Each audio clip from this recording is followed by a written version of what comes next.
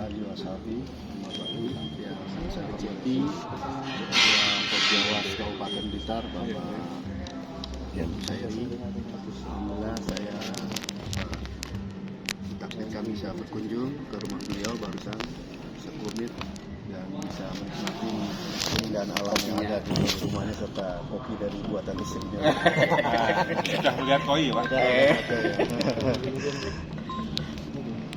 Saya hormati Ketua Popjawas Provinsi Jawa Timur Bapak Hindamal.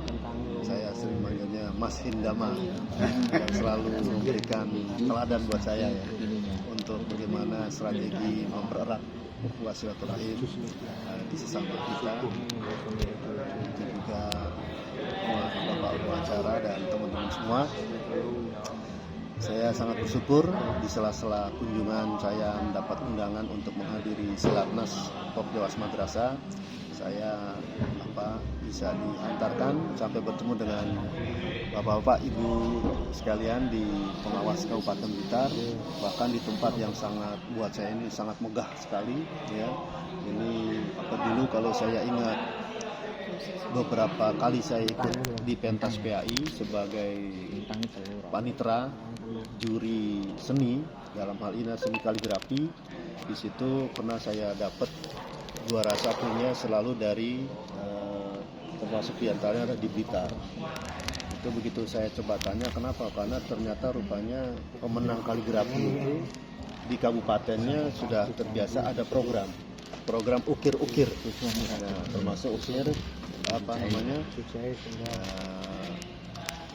kayu-kayu jati dalam konteks kaligrafi. Nah, ternyata saya luar biasa dihadirkan di tempat yang sangat megah ini ya. Mudah-mudahan betul kebudayaan ciri khas dari kabupaten ini betul-betul terjaga, yang sudah tidak bisa dipisahkan lagi dengan nuansa-nuansa antara tradisi kejawaan dan keislaman. Karena ini menjadi daya tarik kita sendiri. Bapak Ibu sekalian, saya juga dimintain informasi terkait dengan kondisi kekinian dengan perubahan-perubahan paradigma baru di dunia kepengawasan.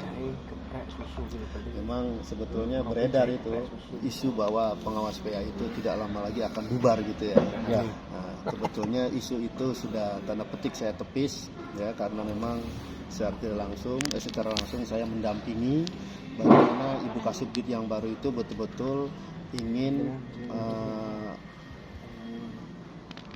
membuat eksistensi PAI itu betul-betul diterima di dunia pendidikan, khususnya di bawah naungan Kemendikbud, sehingga prasangka-prasangka yang memang itu boleh jadi kita anggap sebagai prasangka yang politis ataupun prasangka yang positif, itu tentunya setelah saya coba analisis, saya menduga yang menyebabkan diksi bahwa pengawas PAI tidak lama lagi akan bubar itu memiliki muatan politis, saya kira itu. Karena di tengah arus kepengurusan yang saya ini memang ada organisasi baru ya, yang mengatasnamakan Popjawas juga, tetapi ingin tanda petik menghilangkan diksi tentang PAI di sana, sehingga terkesan bahwa yang PAI itu sekunder, yang primer adalah yang itu. Padahal kalau dari segi nomenklatur kita ini nomenklatur yang sangat gagah dalam segi posisi. Kenapa? Karena nomenklatur kita itu didukung oleh regulasi yang sampai sekarang regulasinya belum dihapuskan secara keseluruhan, yaitu nomenklatur di Pan-RB 21 2010, nomenklatur di Permendikbud 143 2014 ya, bahkan nomenklatur yang sekarang dikeluarkan berkat terbitnya Pan-RB 1 2023, semua kementerian itu melakukan pembaruan terkait dengan posisi jabatan fungsional. Karena di Pan-RB 1 2023 itu bicara tentang jabatan fungsional. Maka dalam kurun waktu yang tidak lama setelah munculnya Pan-RB 1 2023, Kementerian Agama telah mengeluarkan sebagai bentuk bagian dari revisi jabatan fungsional dan nilai jabatan fungsional di Kementerian Agama. Itu kalau tidak salah namanya PMA 8 2023. Di situ telah jelas dan telah sangat kuat posisi kita berbanding lurus dengan yang dikeluarkan oleh Kemendikbud, bahwa paradigma sekarang yang dikenal dalam konteks nomenklatur pengawas itu namanya adalah pengawas sekolah. Dan kita selama ini masih mengatakan bahwa kita pengawas PAI dan pengawas madrasah. Padahal kalau dibidik dari segi sejarah keregulasian, ternyata diksi pengawas yang betul-betul ada di dunia Kementerian Agama itu cuma satu, yaitu pengawas sekolah.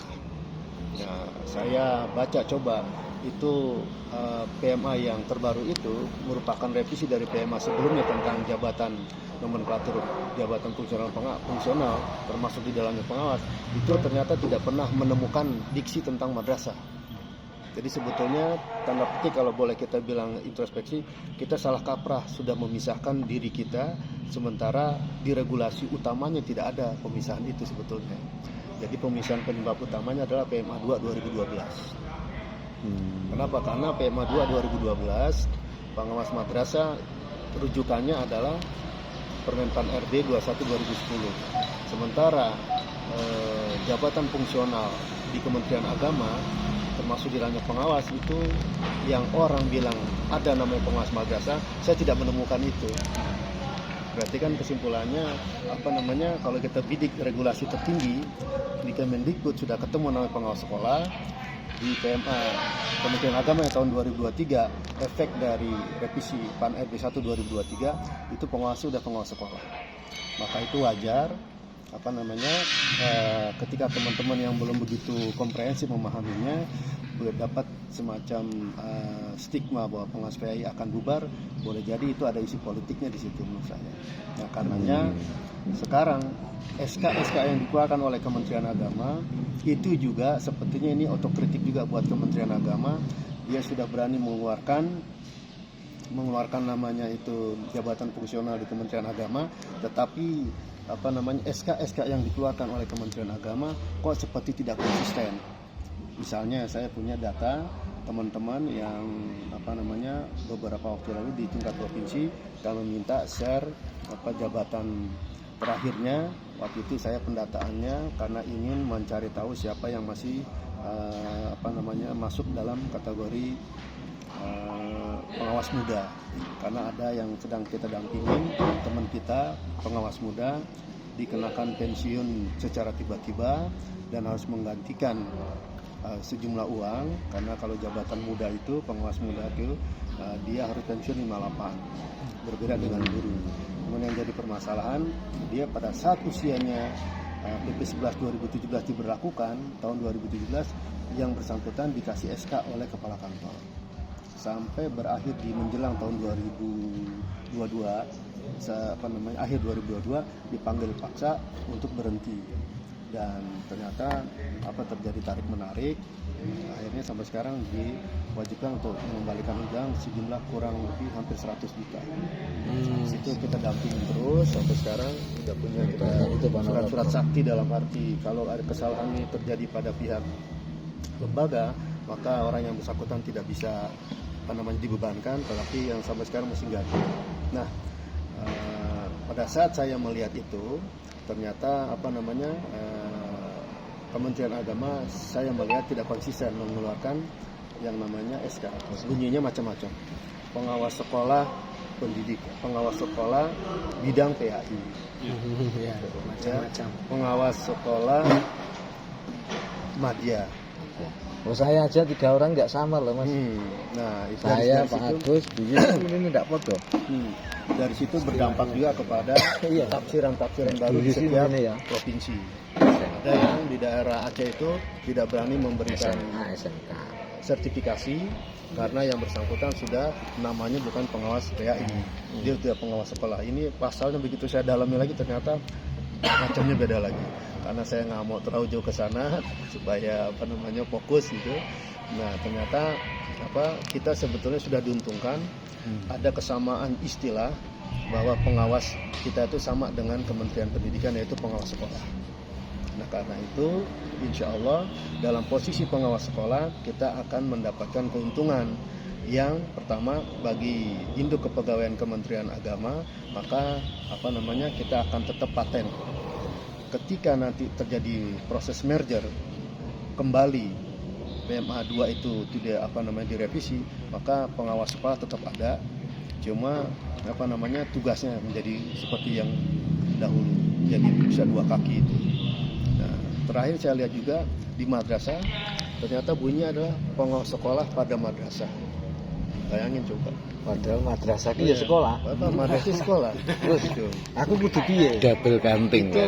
Itu diakui langsung oleh Subdit yang menangani di madrasah. Pengawas sekolah pada madrasah. Dan di situ ada lagi biro hukum KH yang mengeluarkan SK di mana dia sebagai pemersatu di Pendis. Bingung ketika saya tanya, kok gini siapa nih yang bertanggung jawab? Saya bilang, mestinya kalau memang belum kuat memahami istilah itu, undang stakeholdernya. Gitu. Rupanya kalau dugaan sementara saya, mereka tidak memahami alur nomenklatur pertama dikeluarkan di Kemendikbud, karena dia sebagai instansi pembina itu tidak diperhatikan atau paling tidak mau sharing, tidak dilibatkan. Nah, karena itu terputus sudah diksi yang menyatakan bahwa pengawas PAI akan bubar. Kenapa? Karena di sini sudah kelihatan bahwa memang pengawas PAI tidak ditemukan di Kementerian Agama, yang ada adalah pengawas sekolah. Nah, kalau udah pengawas sekolah berarti semua madrasah juga harus klaim ke sini. PAI harus klaim ke sini juga karena nomenklatur sudah berubah. Itu pasti gitu. Makanya ketika ada problem bisa kita jadiin pendampingan. Dan yang kedua, setelah itu diketahui bahwa kita tetap masih eksis posisinya, kami juga melakukan semacam silaturahim terus. Nah, ini belum lama saya silaturahim dengan pihak Kemendikbud di Bogor. Kita mempertajam terkait dengan peran pengawas dalam posisi kita sebagai pengawas mapel. Di sana ternyata kita hadirkan teman-teman kita yang pakar di bidang hukum, yang mengerti di dalam kebiasaan sehari-hari. Nah, di situ pemateri ketika dia bersedia untuk bisa di-cut di tengah jalan karena dalam rangka ingin airing juga, ternyata dia malah banyak mendengarkan dari kita. Kenapa? Karena ternyata seolah-olah Kemendikbud tidak tahu persoalan ini di lapangan. Akhirnya dia bersedia mendengar terus. Di situ dia menyimpulkan bahwa ini ada satu hal yang perlu dilestarikan, yaitu komunikasi. Nah, ternyata setelah komunikasi dia tahu bahwa Kementerian Agama selama ini tidak pernah dilibatkan oleh mereka. Pada saat dia menyatakan bahwa posisi dia ingin mendengarkan, saya langsung angkat tangan, saya sampaikan program yang lebih lanjut tentang PAI. Akhirnya dia catat kesimpulannya bahwa Kemendikbud akan mengundang pihak di Kementerian Agama untuk mendalami Perdirjen yang terbaru. Perdirjen yang terbaru itu kan adalah pengawas menjadi pendamping. Nah, dalam konteks pendamping itu saya melihat di Jakarta, di Blitar itu luar biasa kolaborasi dengan sekolah-sekolah. Tadi saya dengar dari Pak Agus itu luar biasa, sudah bisa mendampingi sampai insya Allah akan masuk nominasi 3 besar, mendapatkan award tentang moderasi beragama. Nah, ini kan menggambarkan adalah pendampingan kepala sekolahnya kuat dari pengawas, logikanya gitu. Masuk pengawasnya itu. Ya, artinya tidak bisa dipungkiri itu. Ya, berarti pengawasnya ikut terlibat di dalamnya. Peran-peran semacam itu saya katakan kepada Ketua Pokja Kementerian Pendidikan bernamanya Dr. Ulfa, ya, dia yang menangani pengawas sekolah. Nah, saya sampaikan, Bu, paradigma yang sekarang itu bahwa sebagai pendamping, belum lama saya ke Banten, itu orang Banten ngasih instruksi ke saya, Pak Jaki, saya bisa simpulkan 1:100 yang mau kepala sekolah melibatkan pengawas PAI untuk kolaborasi. Nah, saya bilang, Bu, ini saya karena turun di lapangan, 1 di Banten, saya katakan mewakili 2 di Jakarta. Itu teman saya 3 di Bogor. Karena saya bisa pastikan asumsi seperti ini betul 100%. Artinya 1:100. Kenapa? Karena selama ini kami berpijak kepada satu PMA 2 2012 yang kami masuk ke sekolah itu sudah dibatasi hanya sebatas akademik. Yang kedua, posisi kami masuk ke sana itu ranahnya bukan ranah manajerial, sehingga kami ketemu dengan kepala sekolah sifatnya hanya kulunwon, diskusi elaborasi terbatas. Nah, kalau ada yang lebih itu saya bilang tadi 1:100. Maka biasanya kepala sekolah mempersilahkan setelah itu selesai. Nah, ketika perannya ya, bukan selesai ditinggal. nah, tapi Silakan duduk, saya tinggal.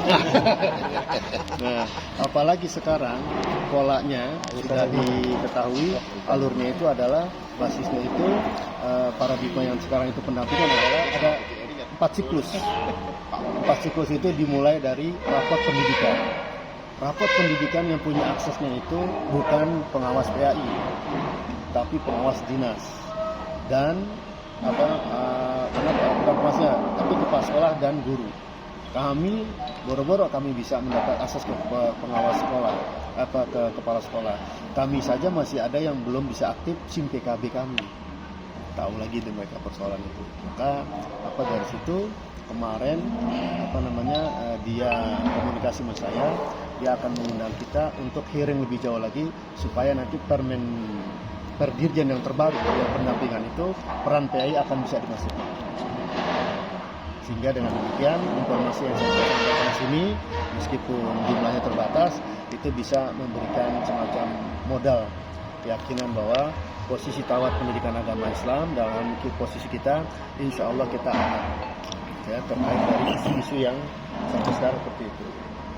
Nah, saya bilang terakhir, kalau boleh saya terus terang di PAN RB 1 2023 atau di Permendikbud 29 2023 tentang uji kom, saya bilang di situ kan tidak bisa dipungkiri bahwa peran dari Kementerian Pendidikan itu sebagai instansi pembina.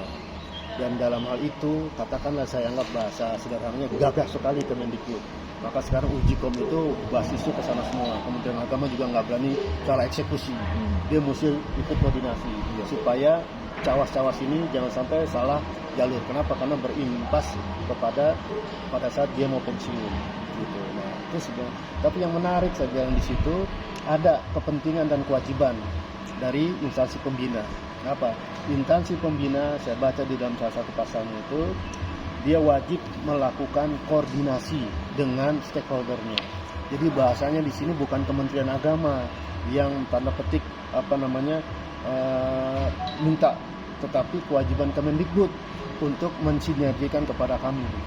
Nah, karena itu saya lihat upaya yang dilakukan oleh Kementerian Agama dalam hal ini Direktorat PAI pada PAUD dan TK mengundang narasumber dari Kemendikbud, itu upaya kita memang sudah terbiasa diajarkan di Kementerian Agama terkait dengan selalu menjaga silaturahim.